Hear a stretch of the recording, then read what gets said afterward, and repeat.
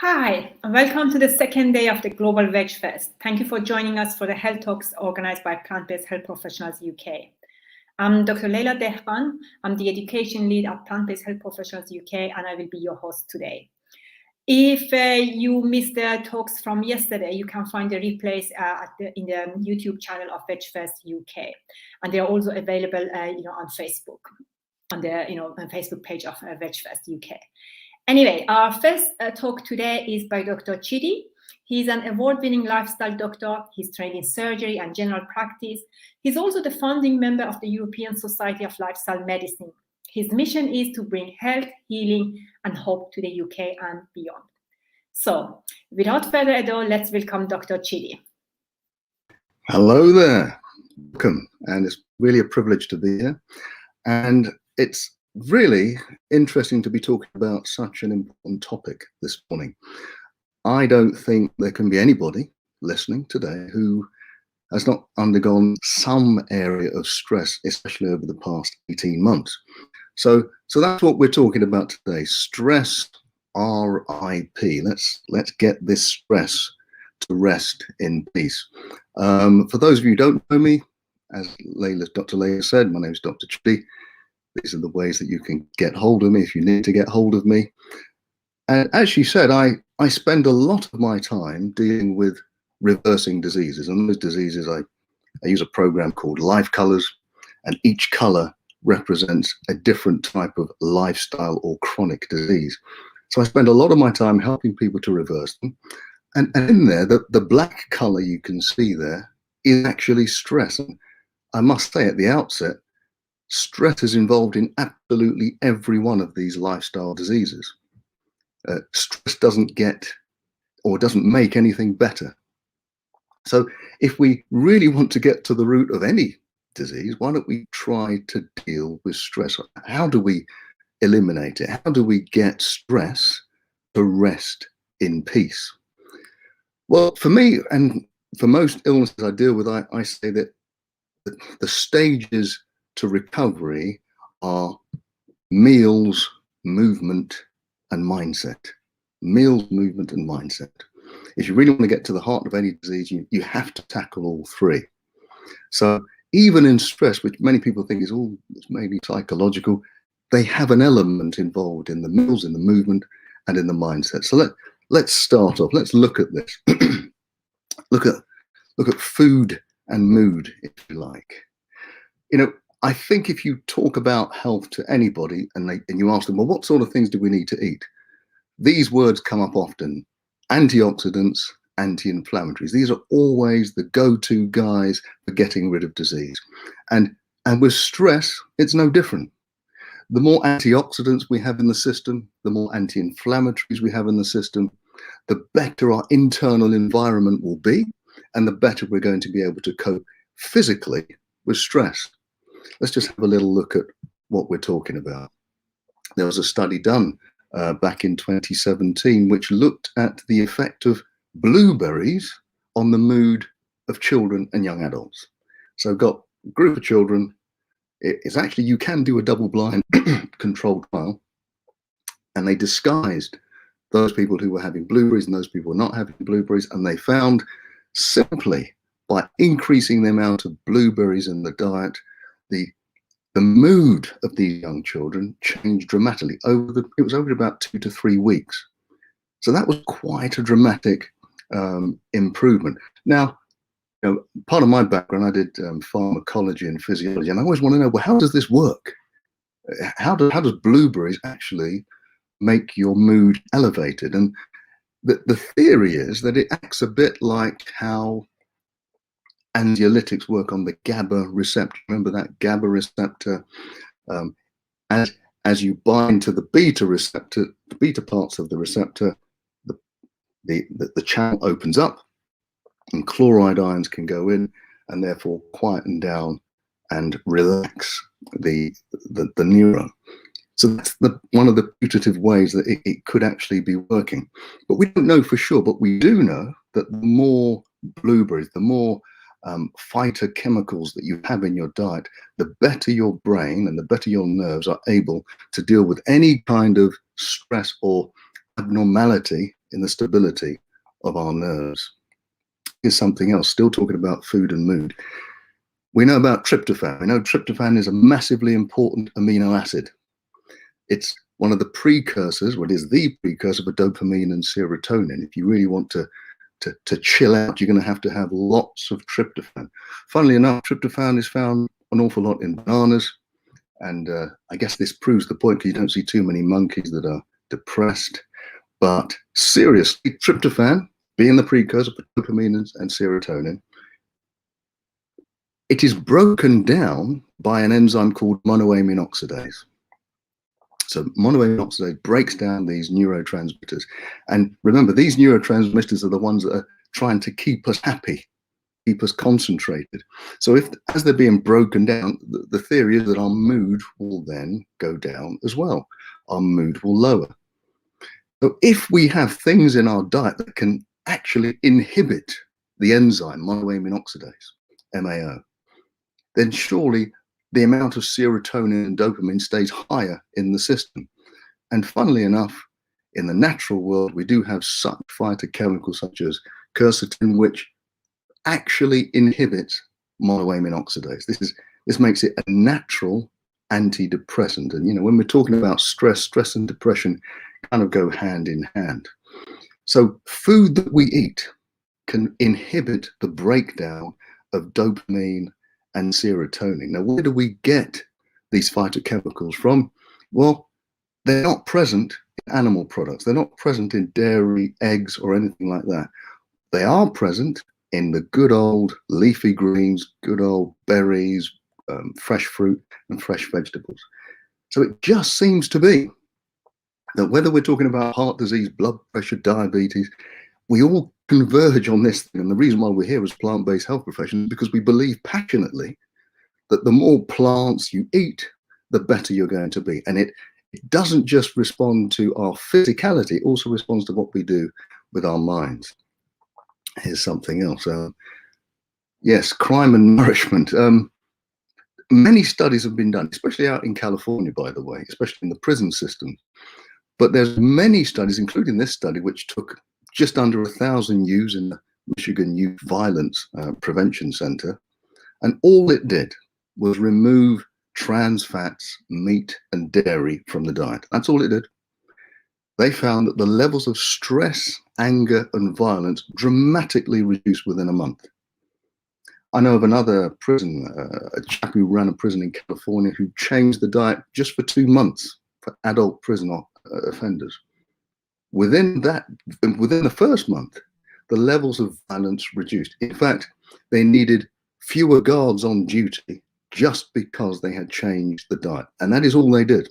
Same exercise regime, all the other policies were the same, but just by changing the diet, it has done something by taking out all of that dairy, meat, trans fats, all of that. It seems to allow the brain in ways that many of us don't understand, but it allows the brain to be more settled and more quiet. One of the theories is that many of the things in meat are excitatory to the nervous system, excitatory to most cells. So if you reduce the amount of excitation, in other words, anti-inflammation, you can get to a place where people can be much more relaxed and they can deal with all of these other issues a lot quicker and a lot easier. Arachidonic acid, many of us have heard of this. This acid is present in meat, dairy, and eggs, and it increases inflammation. So the more inflammation that's in our system, the lower our mood is going to be.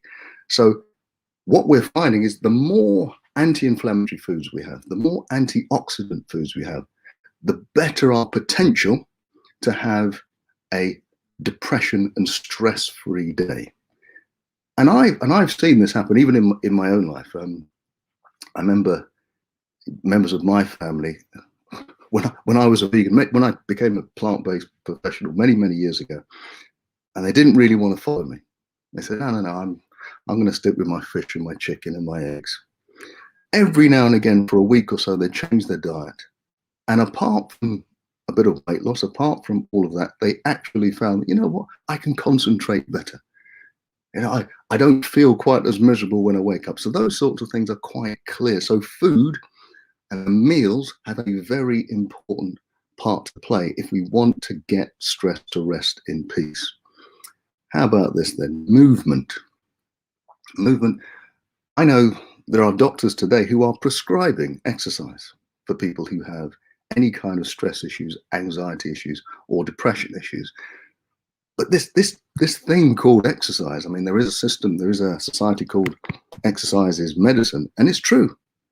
I mean, what exercise is able to do for the body, we all know. You lose weight, you look better, your heart becomes more efficient, blood pressure goes down, can prevent cancer and all sorts of things. But it also has a dramatic effect on our mind and our state of well-being. There are many people who are absolutely diagnosed depressives who, if they don't go out to exercise each day, it's like they're without their drug. There's a couple of famous people who have to go on a cycle for about an hour. After that hour, you can feel that their stress levels have come down. They're able to cope with the day. There are many people who use exercise much more than they would use medication. I'm not saying you give up on your medication, but it is such a powerful tool. It should be used in our repertoire when we're trying to beat stress, when we're trying to beat depression. So if you add exercise to a great diet, a positive diet, you can actually reduce your levels of depression and reduce your levels of stress. In fact, you know, if you're like me, I mean, I exercise pretty much every day of the week. Now, I'll confess to you, I don't particularly enjoy most of it because I run 5K most days. And I don't actually enjoy, I never get this running high that everybody talks about. I've never had that in my life. But when I've finished, I feel so much better. When I've finished, it's like, yeah, it's like you've had a drug. Those endorphins are starting to kick in. I'm able to concentrate more. Even times when I feel really tired in the morning, it sounds counterintuitive to go out and exercise if you're tired, but you go out, you exercise, and your energy levels start to rise. So all that leads to a happier place to be. All that means that I can then cope with the day far better than I could have if I had not exercised. There have been times when I've been off exercise for about a week or so, and I notice it in my mind. I notice it in my mood levels. So exercise, that's a powerful tool also to beat stress. So certainly the meals, we know that, certainly the movement. Let's think a little bit about the mindset, because really when we're talking about stress or we're talking about depression, it occurs in the mind. You know, it's not occurring in the muscles, it's not occurring. And as much as we want to promote a healthy diet, and which is very important, as we've said, really many of the things that are causing us to be stressed are not about our diet. You know, we're not stressed because we're not eating enough bananas, not stressed because we're not eating enough greens. There are other things. And the way our mind works, well, we need to change that in order to be, so in order to change the way our mind thinks, we're going to have to think slightly differently. And this is what William James had to say. You are not what you think you are, but what you think you are. It's sometimes we have a very negative impression about who we are, and that can happen to all of us. Doesn't matter how successful you are.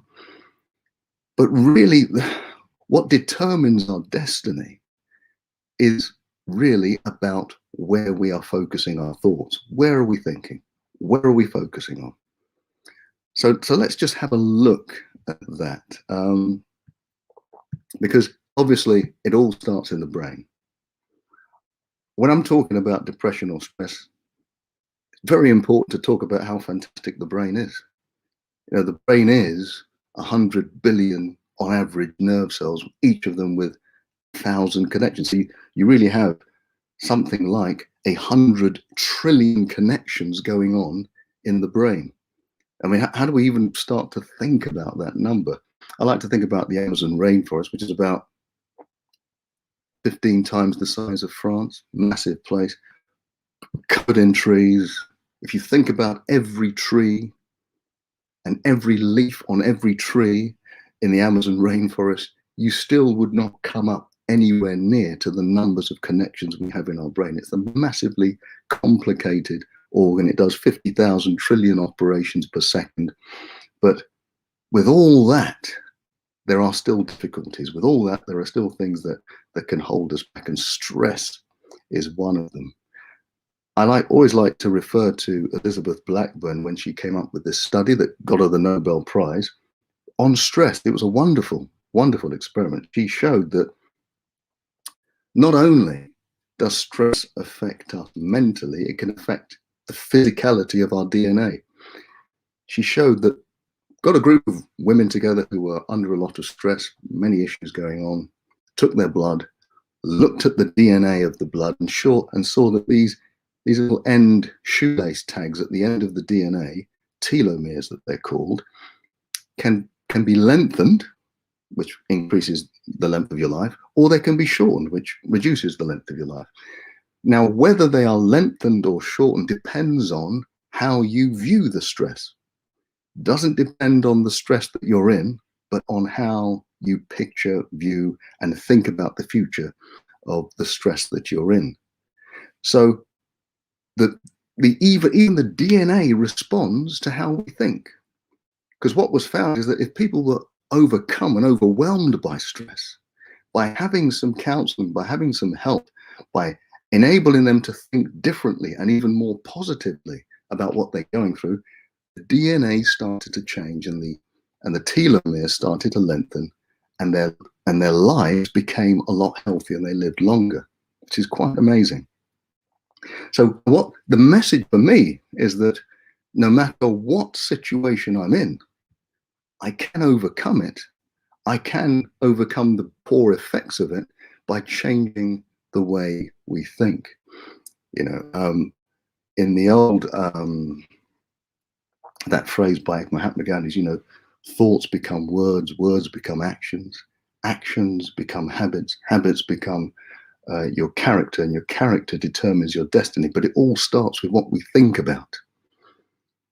Also, some of the things that are causing us stress can be misunderstanding. You know, the people around us, often we think, well, if only this boss was different, I wouldn't be quite so stressed. If only my partner did this, I wouldn't be quite so stressed. But I love this this phrase from 7 Habits of Highly Effective People, which says, first seek to understand, then to be understood. I think that is a wonderful prescription for lowering our stress levels, understanding. Now, if you see what's going on in the world today, there's lots of misunderstanding going on. There's lots of people not wanting to listen to each other. But if we could just hold on for a second and say, well, look, this person who has an opposing opinion to me, perhaps they have something to say, and we can understand where they come from. That lowers our own stress levels. And that's what we really want to do. Because in order for us to be free from stress, we have to be free from the hostility. Diet is fantastic, exercise is wonderful, but we must be free from that hostility. And we must learn how to change the way we think. I remember when I was a junior doctor, I was working in A&E, and this gentleman came in, big guy, came in late at night. This is when you had to really wait for a long time for a doctor in A&E. And big guy, and he came in and he said, doctor, I've got a splinter in my finger. I said, okay, well, let me look at it. Okay, let me anaesthetize your finger, then I can take that splinter out. He said, anaesthetize, what do you mean? I said, well, I just need to inject your finger several times so that I can numb your finger, then I can take out the splinter. Okay. He said, well, I don't like needles, doctor. Now, as I looked at him, the guy was covered head to toe in tattoos, so I don't know how he got them, but I didn't argue with him. He was bigger than me. And I just said, well, look, unless I anaesthetize your finger, I'm not going to be able to do it. He thought for a while, and then he said, okay, I'm going to go home. I can't do this. He went home. This was 2 o'clock in the morning. About a day later, that same guy came back into A&E, His finger was now swollen so big that we couldn't deal with it in A&E. He had to go to theatre. He had to spend a day in hospital, and it was all more painful and all more expensive than it needed to be. And the reason why we had to do that is because he wanted to avoid the little pain. By avoiding the little pain, it led to greater pain. And that is a principle that we all have. There are lots of things that we need to address in our lives. We need to address issues about ourselves, issues about our relationships, but instead of dealing with them, we put them off. And when we put them off, they don't go away, they just grow, just a bit like that boil in the finger. So what then happens is that, for example, when this guy came into the department, a little girl brushed past his finger and he screamed the place down. It wasn't the little girl's fault, but it's just because he hadn't dealt with that finger that everything was now sensitive. That's what happens to us in relationships. You don't deal with issues. The boil grows until it explodes in anger and stress and all sorts of anxiety. So what we have to do is start to take hold of the little bit of pain, which is dealing with the issue, to prevent the bigger pain down the road. So really, this is kind of what we're talking about when we're talking about the 3 areas of attack for stress. Yes, we have to deal with the meals, because what the meals do, I mean, we are what we eat. The meals form the architecture of our bodies.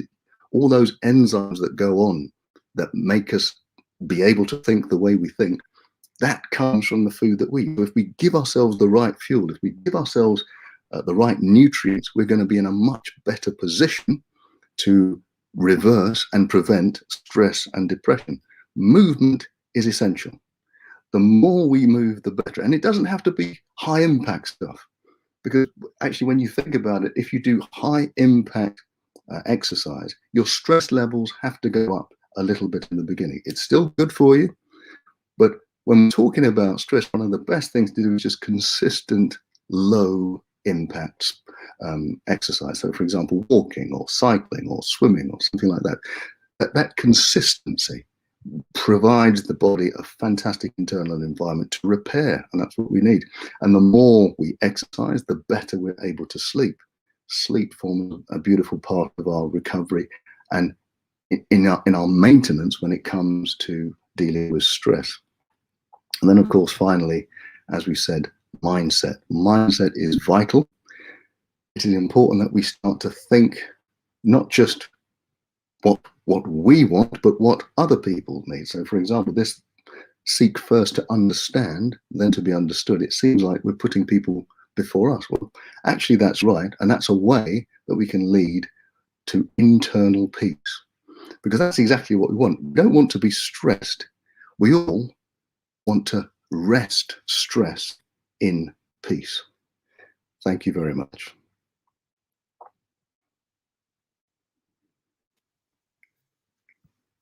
Thank you, Dr. Chidi. That was very interesting. And I liked actually what you said about movement, that it doesn't need to be high impact, high intensity exercise. And that because if you do low impact, then you can do it every day. You know, Absolutely. if you do high impact, then that is obviously something you need to have rest days, then that is a different story. So that is really important for people to realize. And just something like you were saying. And again, something you said, and I really enjoyed hearing that, because not everybody enjoys exercise. That's right. And it doesn't mean that, you know, you need to love it, but Yes. understand the importance of it and just do it. That's right. Yes. It's like medicine. It's like medicine. You don't, nobody likes taking medicine, but you just do it to maintain. Just make it into a habit. And even if you don't like it, but like me, you will still do it. Every day you'll do it. It will push you forward. Yes. And to be honest, I think there are so many different activities that one can do. So it is easy to find something which one might enjoy more than the others. So, Yes. and so that is, again, it is about being open and actually realizing the importance of it, and then exploring the options out there. And luckily, you know, nowadays we have internet, you know, we can just go online and look for options. So that is really good. Well, let's have a look and see if we have any questions. Well, yes, interesting. I agree. Somebody's saying it was a very interesting story and presentation. Totally agree with that. Oh, you probably know Anthony Robbins, don't you?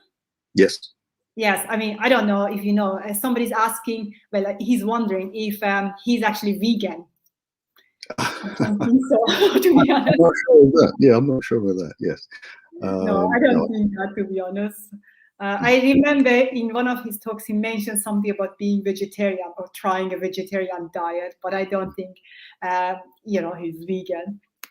Okay, but most people are waking up to it, though, right? I mean, yes. So people who are successful in many areas know that, to be optimal in your intellectual acuity, it helps to be plant-based. It's Yes. not just bad; it definitely helps.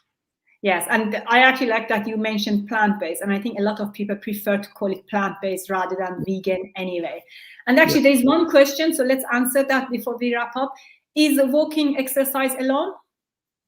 Yeah, I mean, if you were to ask me what is the best exercise, I'd always say walking. Yes. And just about what you said, Dr. Leila, it doesn't take an awful lot of effort. You can get into the habit very quickly, and there's no pain involved usually. So you can just do it day in day, integrate it into your natural lifestyle.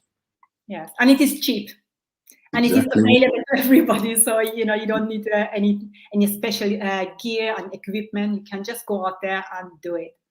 Absolutely. All right, thank you very much. I really enjoyed it. I learned a lot. I hope everybody else enjoyed it too. And we are really grateful that you took the time to present that for us. Thank you. Thank you. Bye-bye. So next on the agenda is actually me. So thank you to those who are staying on and those who are just joining me now for this talk. So let's, Pete, can you start the slide presentation, please? Thank you. Next slide. So before I get started, I want to briefly say who I am. Well, I have already said, I'm Leila. My name is Leila. I'm the education lead at Plant-Based Health Professionals UK and a nutritionist at Plant-Based Health Online. I'm actually a qualified doctor, but I'm not practicing anymore. I had to give up for health reasons. And after that, I did my diploma in personal training. I also became an exercise referral instructor. Just what Dr. Chidi was saying earlier, that GPs actually prescribe exercise for those who have health issues, those who are suffering from depression, high blood pressure, diabetes. So I wanted to be able to actually write a workout program for those people. And then later, I discovered the whole food plant-based diet and transitioned from a junk food vegan to a no-oil whole food plant-based diet. And that is when my health improved. And that is when I actually found my real passion, which is nutrition. So I obtained a master's degree in clinical and public health nutrition. And, something else happened at the same time, when I changed my diet. I had a rotator cuff injury and I had a partial muscle tear. So I hadn't been able to work out. I hadn't trained for months. I was just doing rehab exercises with a resistance band and a 1 kg dumbbell. And, just a few days after I started my new diet of, whole food plants, I noticed significant improvement in my shoulder pain and I could start lifting weights. And, before that, I could barely manage 1 press up. And within a few days of this new diet, I could do 5 press ups. Now, I know 5 is nothing, but going from 0 to 5 after a partial muscle tear was huge. As an amateur athlete, that actually got my attention. And so for the last 2 years, sports nutrition has been my focus. Next slide. So today, I'm going to talk about 7 nutrition hacks for plant-based athletes. Just as a car needs fuel to run, athletes need food. And, you wouldn't put diesel in an electric car, would you? So knowing what fuel your body needs is important to, optimize your training and avoid a decline in your performance. And when it comes to sports nutrition, there are many factors to consider. What sport do you actually do? What is your goal? How much time do you want to invest actually in your training? And what is your current fitness level? Any medical history? And many other factors. But there are certain things that all athletes, amateur and professional athletes, but also hobby exercisers, especially those following a vegan diet, they need to be aware of, and they can benefit from those foods. So that is going to be the focus of my talk today. Next slide. So nutrition hack number 1, eat enough food. This sounds very simple, but you'll be surprised to hear that one of the main reasons athletes fail to improve their performance, get faster or build muscle, despite the best training programs, is because they're not consuming enough calories. Now, when you work hard, you take part in races and competitions, your body actually burns a huge amount of energy. So you're burning a lot of calories. So that means you need to eat enough food to meet that increased demand for calories. Next, please. And when it comes to plant-based diets, it's even more important actually to pay attention to this, because we know that plant foods tend to have low calorie density. So, which means you can eat large portions without actually eating a lot of calories. And this is a good thing. And that is the reasons why vegans have lower body mass index. And it also helps athletes actually to maintain their weight and reduce body fat.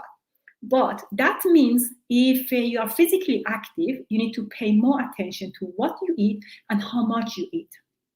Now, carbs and protein provide only 4 calories per gram, whereas fats provide 9 calories per gram.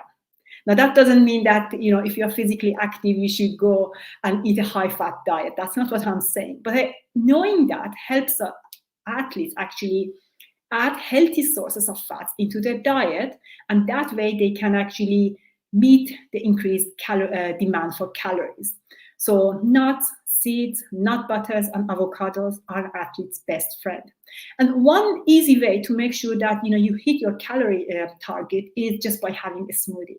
You add flax seeds, chia seeds, avocados, any nut butters you like, and you can also add some of the other foods I'm going to mention later in the talk. Next, please. Nutrition hack number 2, keep hydrated. This is something that is not really talked about very often, but it is very important and plays actually a huge role in athletic performance. Whenever we exercise, we actually raise our body temperature, and then the body tries to cool down by sweating. So we are losing water and salt to our skin. And the amount of sweating really depends on intensity and duration of the exercise, the temperature in your environment, and even the clothing you're wearing while working out. But it is important to replace that lost fluid, because even a mild degree of dehydration actually can affect concentration and cause headaches and tiredness. And at the same time, drinking too much, overhydration, can also impair our training. So we need to find the right balance for your chosen sport and activity level. Next, please. So the benefits of good hydration are a slowing of the exercise-induced rise in heart rate and body temperature, better blood flow to the skin, which helps to avoid heat exhaustion.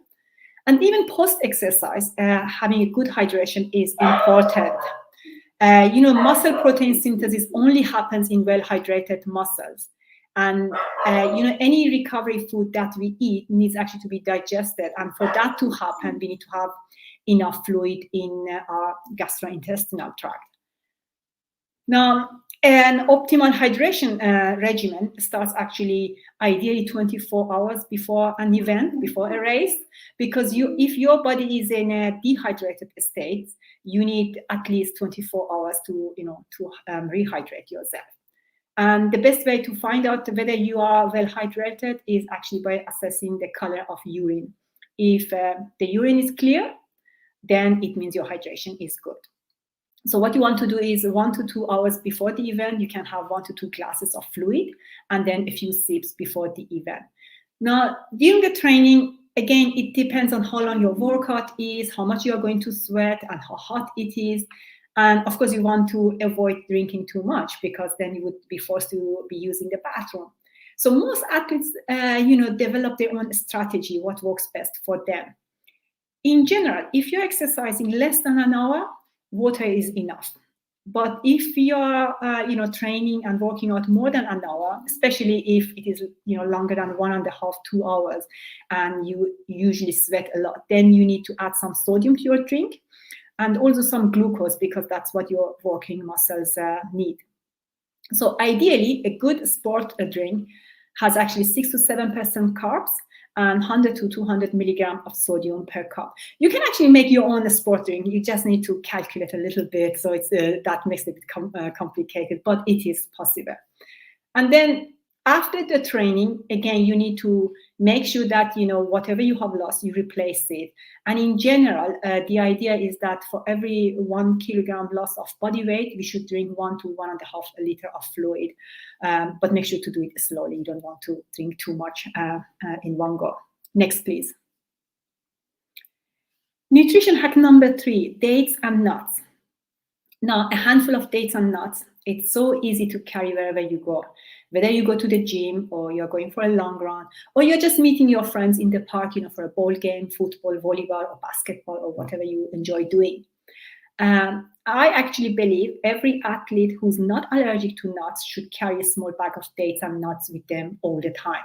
Next, please. Dates are comprised of simple sugars, so they can be easily digested and they give you an instant boost of energy. And that's actually what you need when you have worked out hard or you ran a race and you just need an instant energy boost so that you can carry on. But that's not the only reason why I recommend dates. I think dates contain iron, magnesium, potassium. They are high in fiber, rich in antioxidants, so they protect from free radicals. They are also a rich source of vitamin B6, which boosts memory and cognitive function. They are also rich in calcium, magnesium, and copper, and all these nutrients are actually essential for good bone health. Nuts contain protein, healthy fats, fiber, vitamin E, magnesium, and many other nutrients. And they are also loaded with antioxidants, so they can help you fight, exercise-induced oxidative stress. That is what Dr. Chidi was referring to earlier. So, for example, walnuts are a good source of omega-3 fatty acids. Just 3 to 4 walnuts provide your daily recommended amount of omega-3. Almonds contain actually more protein than most other nuts, and they're also high in antioxidants. And there is some research showing that almonds may actually have a prebiotic effect. So they actually may help your good gut bacteria to grow. So that's another reason to have them. Then cashews, they actually provide more iron, magnesium, phosphorus, zinc, copper, selenium, and vitamin K than any other tree nut. A lot of people actually refer to cashews as nutritional powerhouses. And, cashews are an important part of a vegan diet anyway. You make creamy sauces with them, or a lot of vegan cheeses are actually made of cashews. So it's very easy to incorporate them in your diet. Then pistachios, they're actually very unique because they provide 2 nutrients called lutein and zeaxanthin. And those are associated with reducing the risk of age-related macular degeneration. And the last nut I want to mention is Brazil nut, which is a very good source of selenium. In fact, just 1 to 2 per day is enough to hit your daily recommended amount. And don't worry if you're allergic to nuts, because there are more tips to incorporate in your diet. Next, please. Legumes. I believe no matter what sport you do, whether you are trying to bulk up or lose weight, you want legumes on your team. These small kind of, beans and pulses are really nutritional superstars. And the good thing is there is a large variety to choose from, so you'll never get bored of them. Next, please. So legumes are a good source of protein, and they're also high in complex carbohydrates. And this combination makes them the perfect meal or snack for athletes. And beans and pulses have a low glycemic index, which means they don't cause a spike in your blood sugar. And I want to explain a little bit why we want to avoid actually a blood sugar spike. Because whenever there is a spike in our blood glucose levels, the body makes more insulin. And over time, the body becomes resistant to high insulin levels. And that is what we refer to as, insulin resistance. And insulin sensitivity is important because insulin helps glucose to be transported into our muscles, and as an athlete, that is very important. And also, insulin resistance impairs muscle growth. So that is, again, something else, to consider. Now, legumes are also rich in phytonutrients. So they reduce inflammation, oxidative stress, and they help athletes actually to deal better with the exercise-induced inflammation. They're also a great source of folate. Now, folate actually reduces the level of an amino acid, which is called homocysteine. And homocysteine in high levels can actually damage blood vessel walls. So by reducing those levels, folate actually can help protect the heart and reduce the risk of heart disease. Legumes also have nutrients such as B6, iron, manganese, magnesium, zinc, copper, and a lot more. So what I'm going to do is next, I'll have a look at the nutrition content of some of the common legumes. And I like to start with my own favorite one. Next, please. Chickpeas. 1 cup of cooked chickpeas has 32 grams of carbs and about 14.5 grams of protein. And I think that makes them a great post-workout food. You know, you can have hummus or just a bowl of roasted chickpeas. And, chickpeas are also a good source of protein because they contain all essential amino acids except methionine. So as long as you're actually having some form of whole grain throughout the day, not in the same meat, you don't need to have it at the same time, but as long as you have it at some point, because whole grains are high in methionine, then you get all the essential amino acids you need in a day. Chickpeas are also packed with nutrients like, B6 and folate. Both of them are very important for red blood cell production. Iron can be actually a nutrient of concern for athletes, so a good source of iron. And they also they have magnesium, manganese. Now, manganese is not a nutrient we commonly talk about, but it's actually very important for brain and bone health. Then a good source of zinc. Zinc is important for immune system. Next, please. Kidney beans. Again, another great bean with 29 grams of carbohydrates and 15 grams of protein. And I'm not going to go through all the different nutrients that kidney beans contain, but as you can see, it's full of nutrients. Next, please. Lentils, again, 17 grams of protein, and it actually provides 37% of your daily recommended iron, so a good source of iron to have. Next, please.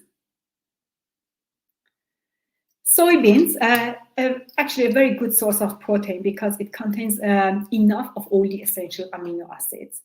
Now, I'm sure everybody knows that getting enough protein on a plant-based diet is not a problem, and you don't need to worry about, essential amino acids as long as you have a variety of different plant proteins throughout the day.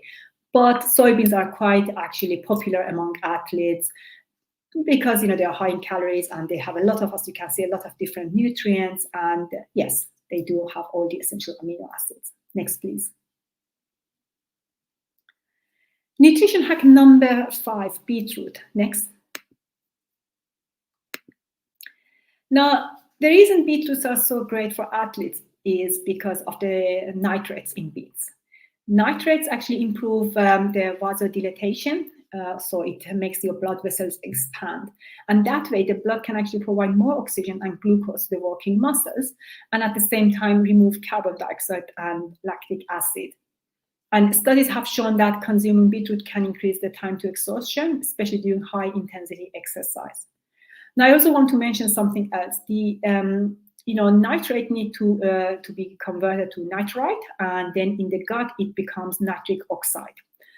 And for that to happen, the whole conversion actually starts in our mouth. So the bacteria in the mouth are involved. And the reason I'm mentioning that is, some people like to use toothpaste or mouthwash after they have eaten or drunk. And if you do that, if you use toothpaste and mouthwash, you may actually interrupt the conversion. So bear that in mind. And another thing is that studies have shown that actually drinking beetroot juice is more effective than supplementation. So no need to waste your money on supplements. And it is really easy to have beets in your diet. You can cook them or you can have them raw, in your smoothies, in your salads, and it's as I said, easy and quite tasty. Next, please. So herbs and spices, they are full of antioxidants. And, when we add them to our foods, they improve the flavor, but they can also actually boost your athletic performance. And there are obviously many different herbs and spices, and all of them have health benefits. And I could probably just give a talk on, talking about that. But this is a short talk, so I'm just going to focus on 3 ones, which I believe are used quite a lot in everyday cooking, and which can help you. Next, please. So the first is turmeric. I'm sure many of you use this every day. I know I do. Turmeric contains a compound called curcumin, which is really good at fighting inflammation. And by reducing the inflammation, it improves actually joint function and mobility. Turmeric has also, antioxidant and anti-inflammatory compounds, so it helps to reduce the post-workout muscle soreness. Turmeric improves the brain function. It also helps with the mood, so it actually reduces depression. It supports the immune system, but you need to make sure that you always add black pepper to turmeric, because black pepper contains a compound called piperine, and that increases the absorption of curcumin. So make sure to have it together. You don't need to have a lot. I think the ratio is like kind of 1 to 20. So just a bit of black pepper, a dash of black pepper, added to turmeric is enough. Next spice is ginger. It is also an antioxidant. It fights inflammation. It is great for post-workout muscle soreness. There was actually a randomized controlled study in 2010 that showed the consumption of 2 grams fresh ginger can significantly reduce muscle soreness, especially post-workout. So ginger can actually be used as an analgesic, and so it reduces pain and stiffness, and it can even help you, if you have headaches. It helps with digestion too. But bear in mind, if sometimes we believe if something is good, then if you have more, it is better. It's not always the case, and it's definitely not when it comes to ginger.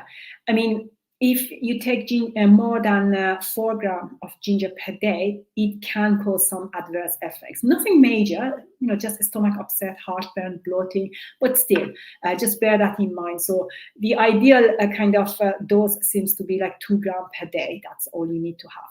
Next, please. So parsley. It contains more chlorophyll than most vegetables. It's high in anti-inflammatory compounds. And actually just 1 cup of parsley offers 70% of your daily vitamin C.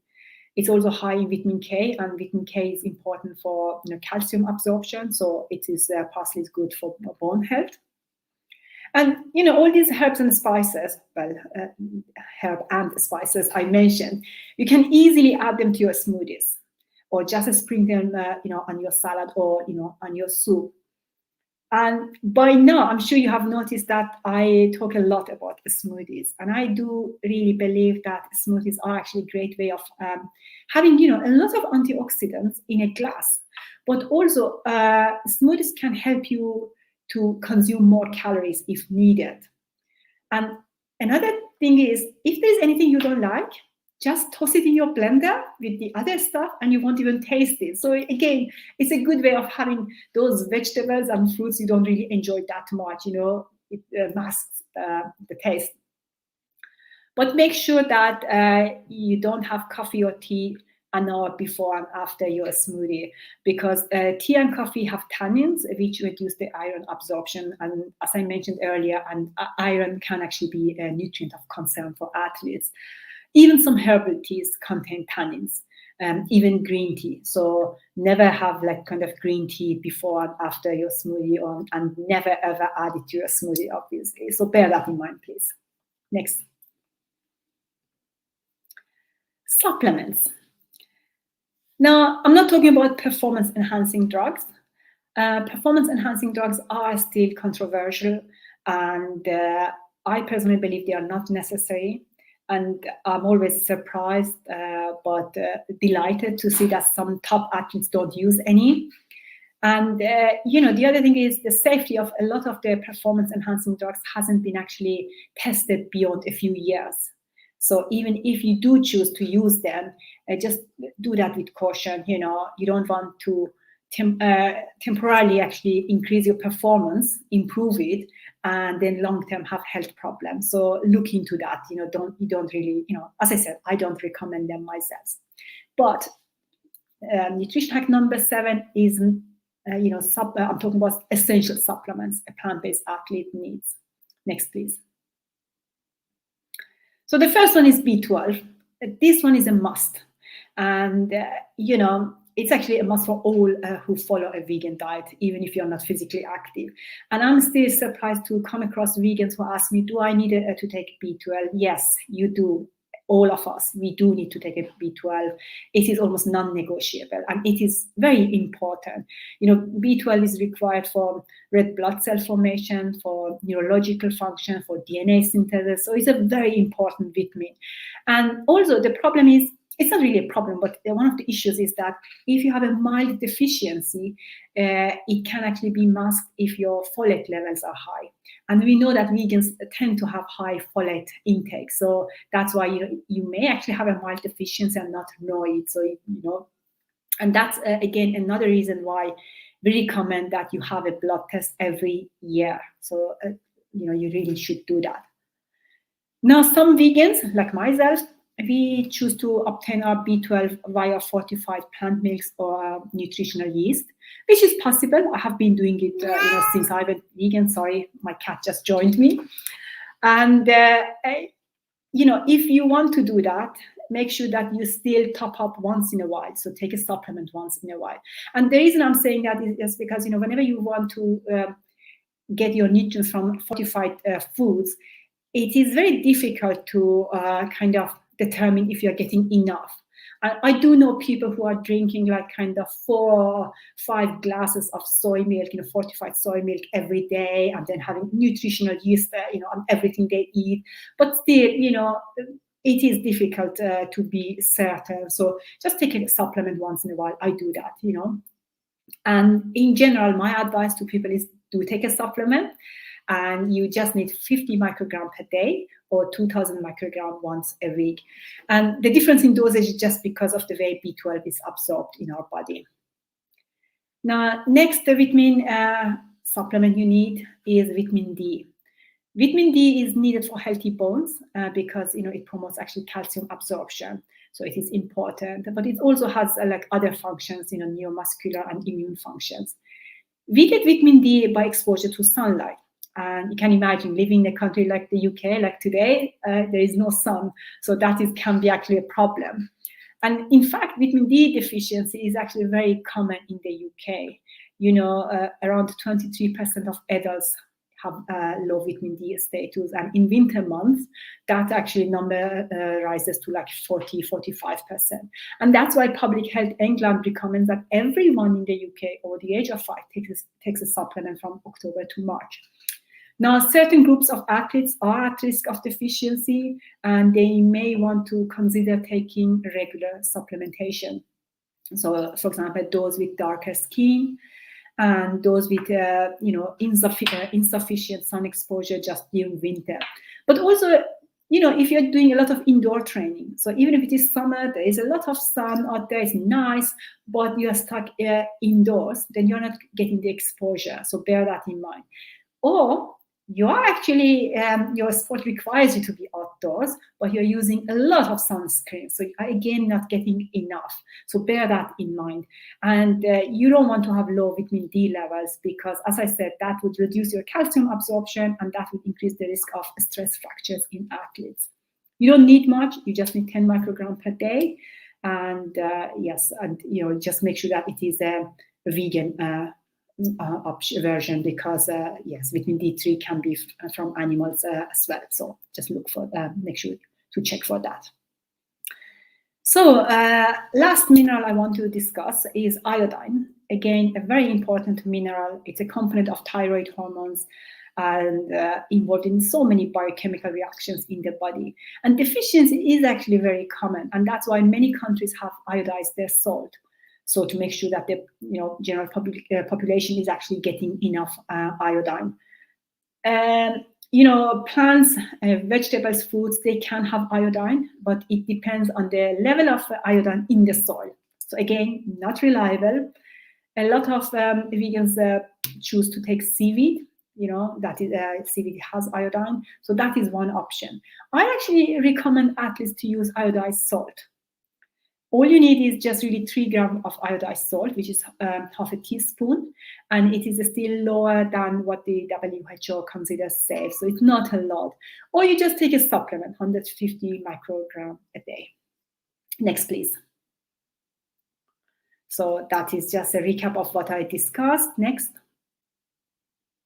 These are the references. If you want the next, please. And yes, if you want the references, or if you want to, have one of these slides, just email me. And you can also find me at, I have a website, drleilad.com, and you can also find me on Plant-Based Health online. Okay, thank you. So I'm going to just go through the comments and see if there have been any questions, because there's nobody else to check for me. So let me have a look. Okay.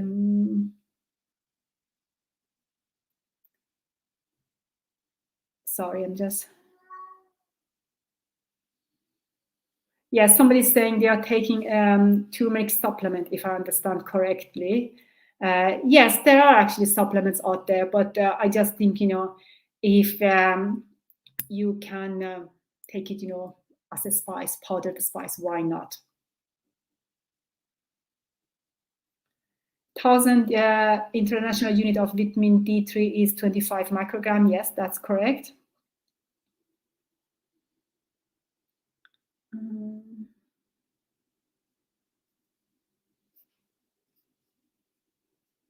Okay, I don't see any more questions. Sorry, it is difficult. I didn't realize it would be so difficult actually to check on the comments and give the talk. But I leave it here. If I see anything else, why you are putting on more weight? Well, okay. The reason is, although plants have low calorie density, but it is, again, when it comes to weight loss or weight gain, there are a lot of different factors which play a role. And I mentioned smoothies quite a lot, but I don't actually recommend smoothies to people who are trying to lose weight, because you can actually drink your calories without noticing. So you won't feel full, but you have taken actually a lot of calories. So yes, it really depends on what you are eating. Maybe you're having more fats. As I said, fats have more calories per gram. That could be one reason. But it could also be like kind of, some other problems, lack of exercise and stress. We had this talk on stress. Stress actually can, promote weight gain. So it's difficult to know without actually looking at your food diary and having a lifestyle, looking at your lifestyle to say why. But there are many reasons. So it doesn't necessarily need to be food. Let's put it that way. Good. Any special recommendations for teenagers? I don't know what you mean, like in general about if they are physically active. Well, in teenagers, as you know, they probably need more protein. I mean, I don't usually say to people that, they need to calculate and measure how much protein they need. And I would still not do that in teenagers. As long as they are eating enough calories, they will get enough protein.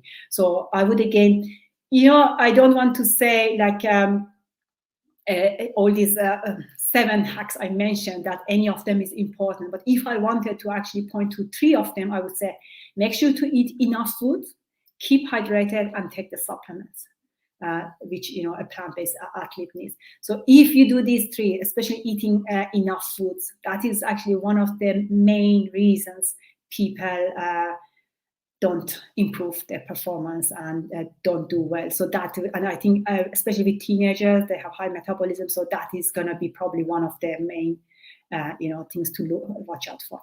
Good.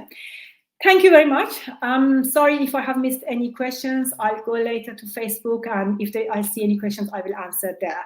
I hope you enjoyed it. And we are going next to Dr. Sundhya Raman.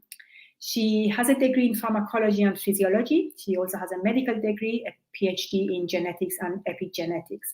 And she's a qualified lifestyle medicine physician. And she's going to talk to us today about diabetes, type 2 diabetes.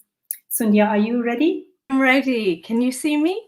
Yes, hi. Hi. Thank you very much, Leila. So, hello, everybody. I'm really, really delighted to join you here at VegFest 2021. and talk to you about diabetes. And I hope at the end of my talk that you can come away, if you have diabetes or a loved one who has diabetes or pre-diabetes, and hopefully feel a little bit more optimistic that you know the best way to deal with this disease. So as Leila said, my name is Dr. Raman. I have a medical degree. I graduated in 2007 from Guy's, King's and St. Thomas's. I have a PhD in genetics and epigenetics from Oxford. And I'm also a qualified lifestyle medicine physician from the International Board of Lifestyle Medicine and the British Society of Lifestyle Medicine. And I work as a lifestyle medicine physician at My Wellness Doctor, which is a company that I co-founded. So when I was given this opportunity to talk to you today, I really leapt at it because diabetes is the entire reason that I became a lifestyle medicine doctor. So this is a photo of my mom and dad, and they both have diabetes, but it's my dad in particular who's really suffered the consequences of diabetes. So he was diagnosed when he was in his 40s, and by his 50s, he'd had multiple silent heart attacks. He had open heart surgery. He's had many stents into those grafted vessels. By the time he was in his 60s, he was losing his vision. And by the time he was in his 70s, he was completely blind from diabetes. And this has meant he's never actually seen the faces of 3 of his 4 grandchildren. And he's completely lost his independence. And this is a little diagram of my immediate family. So in orange are my mum, my dad, and my older sister. They all have diabetes. I'm there in green. I don't have diabetes. And looking at my extended family, both grandparents, most of my aunts and uncles, they all have diabetes. Now, bear in mind that most of my family are lifelong vegetarians. They cook from scratch. Only 2 of them have ever been smokers. They don't tend to be obese. So how, when they're doing so much that is right, where has it all gone wrong? And it was only when my mum's youngest brother, who was only in his late 40s, early 50s, his kidneys were getting damaged from diabetes, but it was when his eyes started to show damage that he came to me and he said, well, what more can I be doing? And what I'm going to talk to you today about is what I learned about how we should be managing diabetes when I went back to the science. And hopefully you can take something away from this and hopefully have better outcomes. So just to frame my talk, I'm going to talk about the scale of the problem of diabetes worldwide and here in the UK. And I'm going to look at what our current approach to diabetes is and its limitations. And then I want to introduce a new way of looking at diabetes and finally end with my top tips for you, if you have diabetes or a loved one who does, that I hope you feel empowered by. So this graph shows the worldwide prevalence of diabetes. And in about 90% of cases, we're talking about type 2 diabetes. 10% of cases are type 1 diabetes, which is an autoimmune condition where your pancreas doesn't produce insulin. But 90% of cases, the pancreas does produce insulin, but your cells are not really responding to that insulin. And in the year 2000, we had about 151 million people worldwide with diabetes. In just 10 years, that number had gone up by 100%, within 20 years by 300%. We conservatively predict that by the year 2045, we'll have about 700 million people worldwide with diabetes. And diabetes doubles your risk of dying of a cardiovascular event like a heart attack or a stroke. So, we have typically focused on trying to drive down mortality from diabetes, and we've had some success. So over the last 20 years, mortality from diabetes, such as heart attack and stroke, has fallen by about 50%. But in that same time frame, disability from diabetes has grown by about 75%. So there's a lot of people like my dad.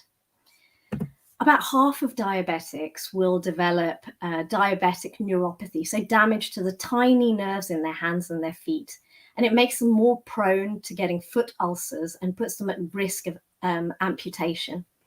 So about 100 people every single week in England have a limb amputated because of diabetes. It's the most common cause of end-stage kidney failure, and it's also the most common cause of blindness in people of working age. So what is our current model for what causes diabetes? Well, we think we're eating too many calories, particularly high glycemic index calories such as bread and pasta and rice. And this should be stored as glycogen in our liver and our muscle. But when those stores get overwhelmed, we start to store this as fat, and we store it inappropriately in our liver, in our muscle, around our abdomen, and even in small amounts in our pancreas. And this fat starts to cause a lot of inflammation, and it damages those cells, and they start to become insulin resistant.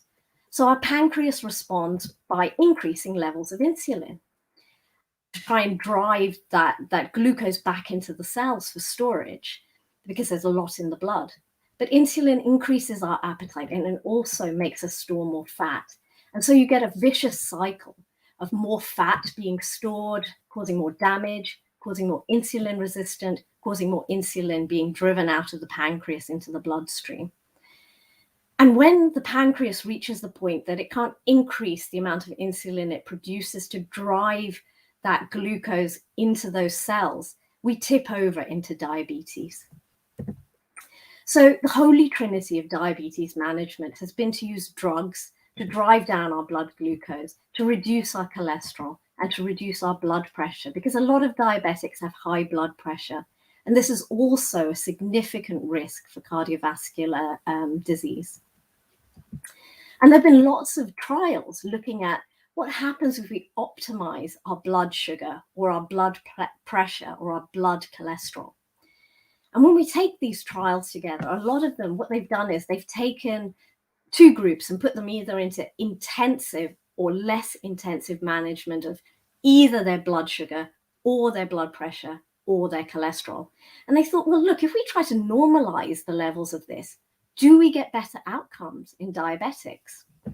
And this shows really what the results of those trials have shown. So on the left, where we've intensively treated blood glucose, in the middle, intensively treated blood pressure, and on the right, if we've intensively treated cholesterol. And the boxes in green say where we had more positive outcomes with intensive management. The boxes in blue say where there was really no difference between intensively managing and non-intensively managing. But importantly, these orange boxes at the bottom have shown that actually in diabetics, if you intensively manage blood sugar in people with a longer duration of diabetes or known cardiovascular disease, you increase their risk of dying. And in fact, one of the trials had to be stopped 3.5 years early because there were excess deaths in that group of people who were intensively treated with their blood sugars. In terms of our blood pressure, we think of a normal blood pressure as 120/80. That top number, 120, is our systolic blood pressure. It's the pressure in our blood vessels when our heart is contracting. And so here, the trials showed that if you had a baseline blood pressure of about 140 millimeters of mercury, or a target blood pressure of less than 130 millimeters of mercury, you actually increased your risk of all-cause mortality. So one question is, were they inappropriately driving down blood glucose, causing a lot of extra hypoglycemic events in these patients? Or were they driving down blood pressure inappropriately? Well, no, not really. I mean, if you look at these blood pressures where you're getting an increase in all-cause mortality, they're still in the hypertensive range.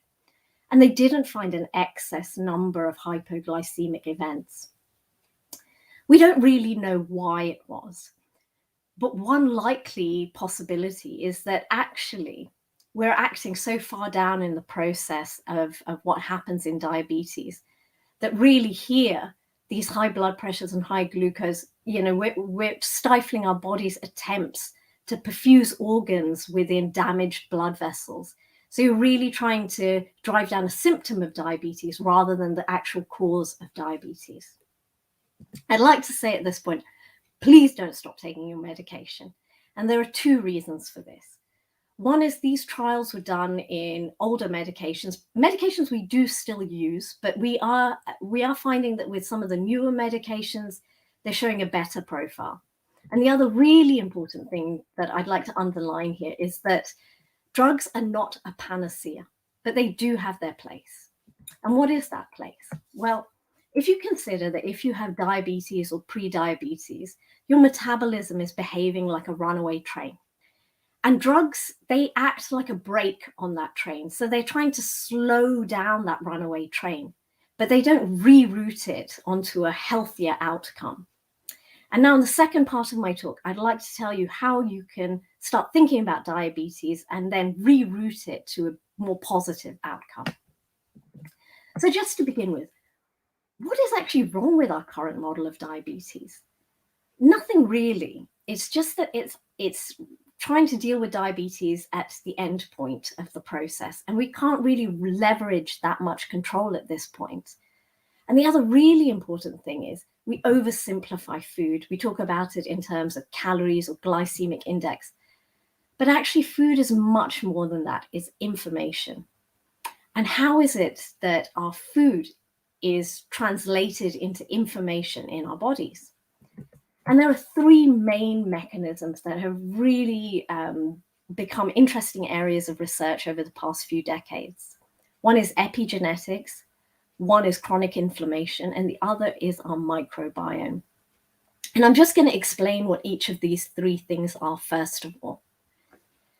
So epigenetics is about how we switch our genes on and off. And so our genetic code, our DNA, is fixed. And actually, this is the manual of how to make every component of a human being. But our epigenome is how we switch those genes on and off, and that is malleable.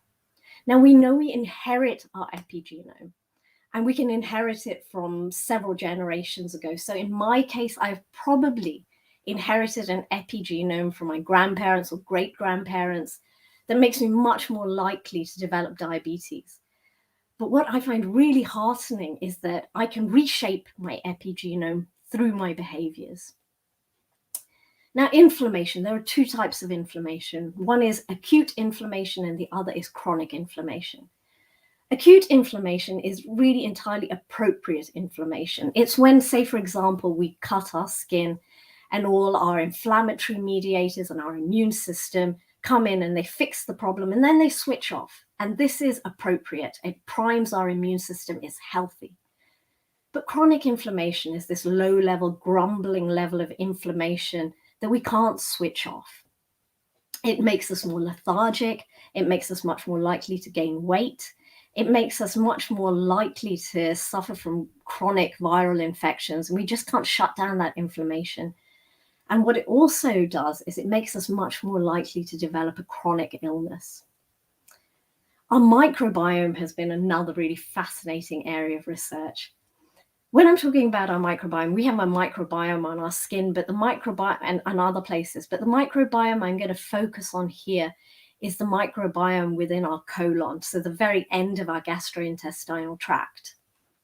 And I'm talking about the bacteria, the fungi, and the viruses that live there because we have a really intimate and symbiotic relationship with that microbiome.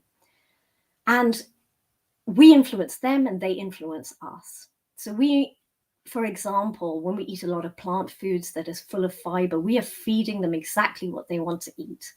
And they take that fiber and they ferment it and they make short chain fatty acids such as butyrate. And that butyrate is the superfood for the cells that line our colon, our colonocytes. And when you think about it, actually, those cells lining our colon, they're only that barrier between the outer world and the food we eat and our inner world, our bloodstream, is a layer of cells that's only one cell thick. And so it's really important to care for that barrier because when we feed it butyrate, we keep those junctions between the cells tight, which stops small food particles just floating unchecked into our bloodstream and driving chronic inflammation. The other really important thing that our microbiome does is it actually helps us absorb nutrients, it makes vitamins, it can even switch genes on and off. So we actually get an interplay between inflammation, our microbiome, and our epigenetics. And I mentioned before that food is information. So how does food impart information to these different systems? Well, for example, heme iron and nitrosamines in meat are really pro-inflammatory. Saturated fat, which we get from literally every single animal food, but also from tropical oils such as palm oil and coconut oil. These saturated fats are also pro-inflammatory. Animal proteins, they produce advanced glycation end products, also drives inflammation. And what's also very interesting is that red meat and dairy, when we consume it, we actually display something called new 5GC on the outside of our cells. And our immune system doesn't like new 5GC. It identifies those cells as not belonging to us and it attacks them. So it drives inflammation again. We also know that choline and carnitine from meat fosters bacteria in our microbiome that produce trimethylamine, which then gets converted to trimethylamine oxide. And this drives diabetes and atherosclerosis. So this really harms our health as well. There are also something called microRNAs in dairy. And microRNAs are epigenetic regulators. They're very normal things that you should have. But, you know, typically once we're weaned, we don't have these microRNAs from milk anymore.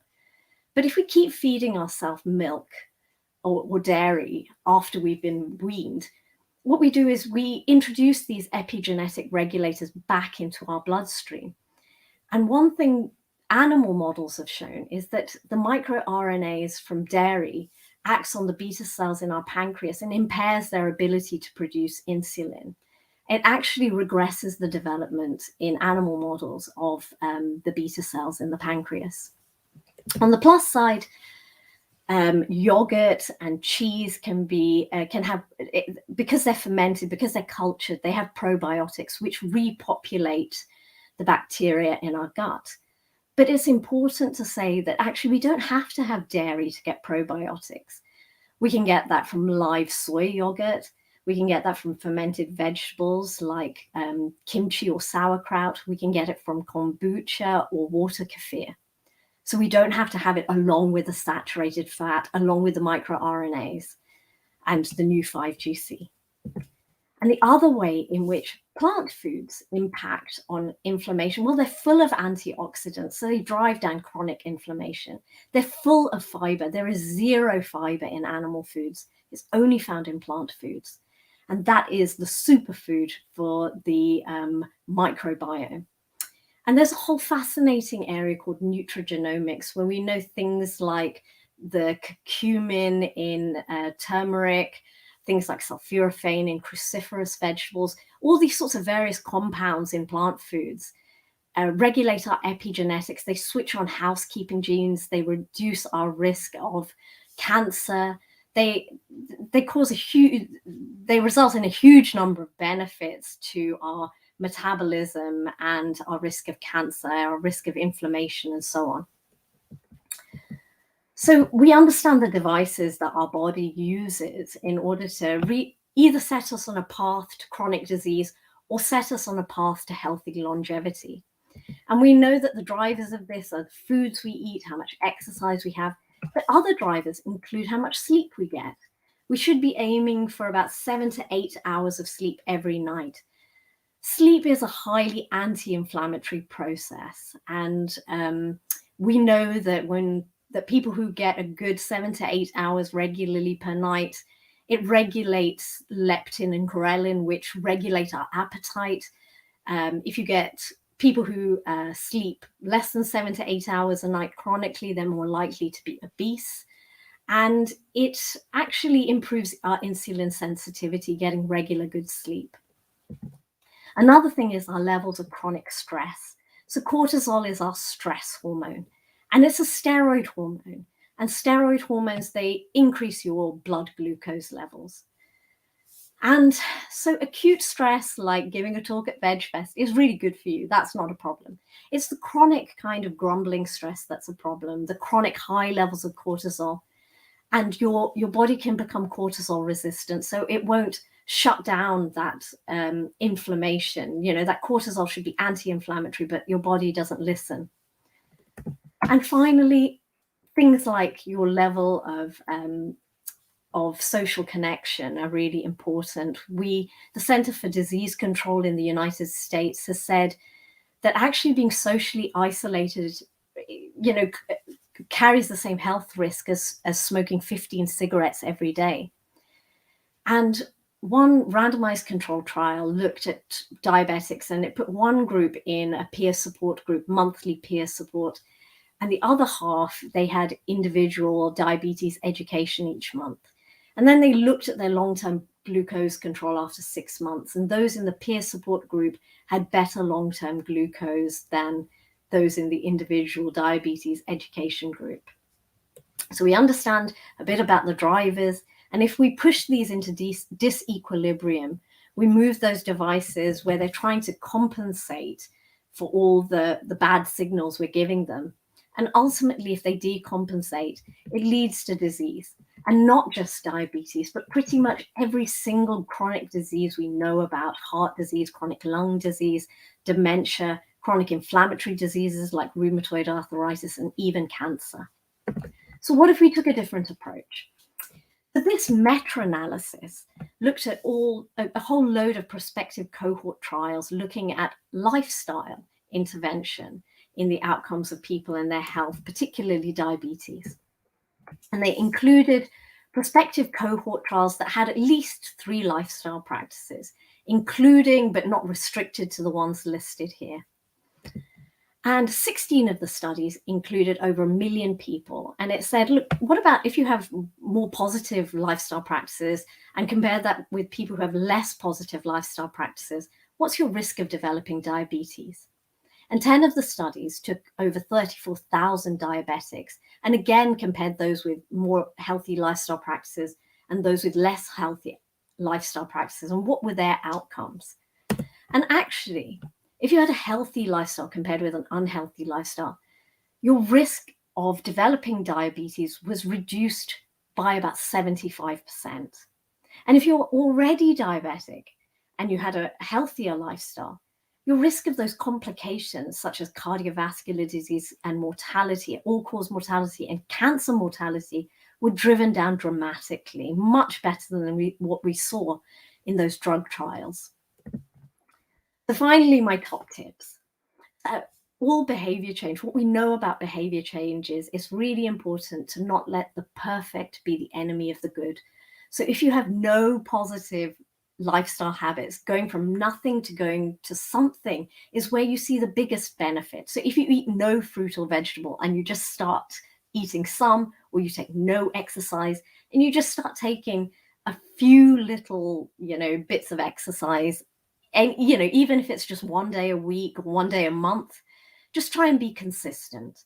And that's what we know really starts to embed a habit that you can build upon. In terms of diet, have a whole food plant-based diet. I can't underline enough the number of benefits to your health. And I know there are obviously going to be a lot of vegans here, but try and have a whole food diet. We often understand, what lentils, legumes, fruit and vegetables, nuts, seeds are. But one really commonly misunderstood thing are whole grains. So if you get a moment, I would really recommend that you watch Brenda Davis's video on the hierarchy of grains and watch that on YouTube. It is really illuminating. And whole grains, there are things marketed in the shops as whole grains, but they're really not doing you any good. They're not doing your body any good. In my experience, eliminating dairy from my family's diet was the most impressive in terms of its impact. They were already eating a vegetarian diet, unprocessed diet, but once we took out dairy, it really did have a big impact on their diabetes. Stress is at epidemic levels. And what I would say is that we're kind of hardwired to focus and ruminate on the negative. And that may have been useful when we were trying to remember which plants were poisonous or where that saber-toothed tiger was seen. But now we need to learn to switch off from that. And we also can try and rewire our brain to focus on the positive. And one way to do that is to write a gratitude journal. So every night, just note down 1 or 2 things that you're really happy about, you're really grateful for. Another thing you can do, another micro habit, is perhaps every time you switch on the kettle, just use the time that it takes to boil to take a few conscious deep breaths to root yourself in the present moment. And this is a micro habit, and hopefully it will lead to you finding time to introduce a meditation practice into your life. And if you can do that, I can't recommend it enough. And finally, movement. When I said that, insulin helps get glucose into our cells, what actually happens is our glucose receptors sit inside our cells. And when insulin comes along, it moves those receptors to the surface of our cells so that glucose can go in. The other thing that moves those receptors to the surface of our cells is muscle contraction. So after you've had your lunch or after you've had your dinner, just try going for a little walk. It's another way to drive that glucose into your cells. If you can go outside and get a bit of fresh air, that will also help with your levels of stress. And finally, I should let you know what happened with my uncle. So the green bars here represent how much protein his kidneys were filtering. And the fact that they're in that orange zone, that means that they were really filtering big proteins they shouldn't be filtering. They were damaged. The blue line represents his long-term glucose control, his HbA1c. And as you can see, it was rocketing up. And after we started our lifestyle medicine practice, his blood glucose started plummeting. And this is whilst he was coming off his diabetic drugs. And as you see, those green rectangles are now in the safe zone. They're no longer showing signs of filtering big proteins. They're no longer showing signs of damage. And most importantly, in September 2018, his retinas were damaged from diabetes. By February 2020, they showed no damage at all. So thank you very much, and I'd be delighted to take any questions. Thank you, Sundhya. That was very interesting. And type 2 diabetes is obviously on the rise, and it is a very interesting, and as you said at the beginning, it can be reversed by lifestyle medicine. And the example of your uncle was very interesting to actually look at. It's always nice, isn't it, when you show the numbers go up and then suddenly they drop. It is. But actually, because there's things like, caloric restriction, severe caloric restriction. But what I found really interesting about this is we can drive those numbers down with, say, a low carb diet, but we don't necessarily see reversal of disease. To me, that's a quick fix. You're not giving your body the things it needs to repair. And I think, we all understand that. Yeah, that is well said. Really, honestly, that was so well explained, to those people who say that low carb, you can still actually manage diabetes. You can manage it. Yes, it improves your numbers, but does it improve your outcomes? Yes, exactly. Well said. Okay, let's have a look at the questions. I couldn't actually see many questions. I think there was something about, you mentioned the gene, and the question is, do you mean that there is actually an immune response to, are you saying then we actually have an immune response to meat and dairy?